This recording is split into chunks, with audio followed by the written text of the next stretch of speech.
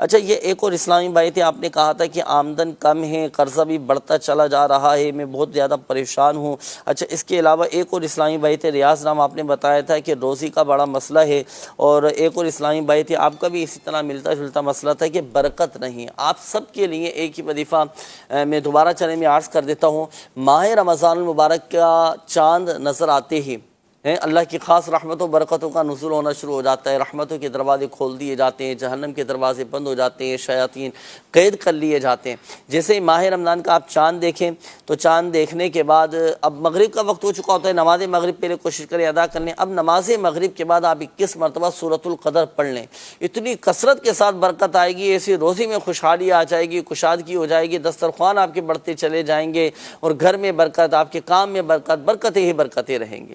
تو ماہ رمضان کا جیسے ہی چاند نظر آئے تو 21 مرتبہ سورۃ القدر یہ پڑھنے کی ابھی سے نیت فرما لیں، اور تمام ہی اسلامی بھائی، تمام ہی مدنی چینل کے ناظرین اب یہ ذہن بنائیں، ابھی آج جمعہ کا دن ہے، ابھی سے نیت کر لیں کہ انشاءاللہ الکریم ماہ رمضان المبارک کا چاند دیکھ کر میں نے ضرور 21 مرتبہ سورۃ القدر یہ پڑھنی ہے۔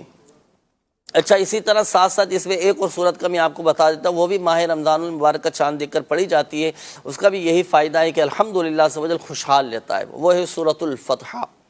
صحیح ہے، سورہ فتح یہ قرآن پاک کے 26ویں پارے میں ہے۔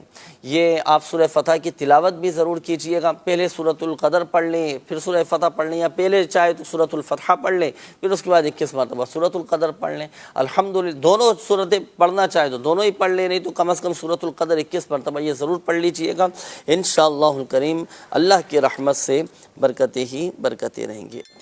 یہ ہے کہ انہوں نے میسج کیا ہے کہ میری بیٹی کافی عرصے سے بیمار ہے، ہر جگہ سے علاج کروایا کوئی فرق نہیں پڑتا، کیا مسئلہ ہے؟ جویریہ نام ہے بیٹی کا، کوئی وظیفہ بھی بتائیں اور بچی جلد ٹھیک ہو جائے، اللہ پاک شفا عطا فرمائے۔ درود شفائے امراض یہ میں آپ کو عرض کرتا ہوں، آپ یہ پڑھ کر بیٹی پر دم کریں۔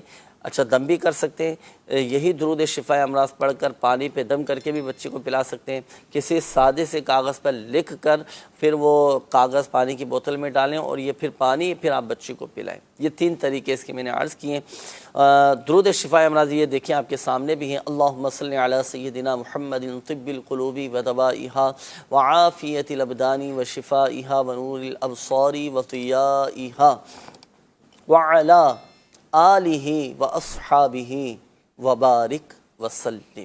یہ درود شفائے امراض یہ آپ نے پڑھ کر دم کرنا ہے، پانی پہ دم کر کے پلانا ہے۔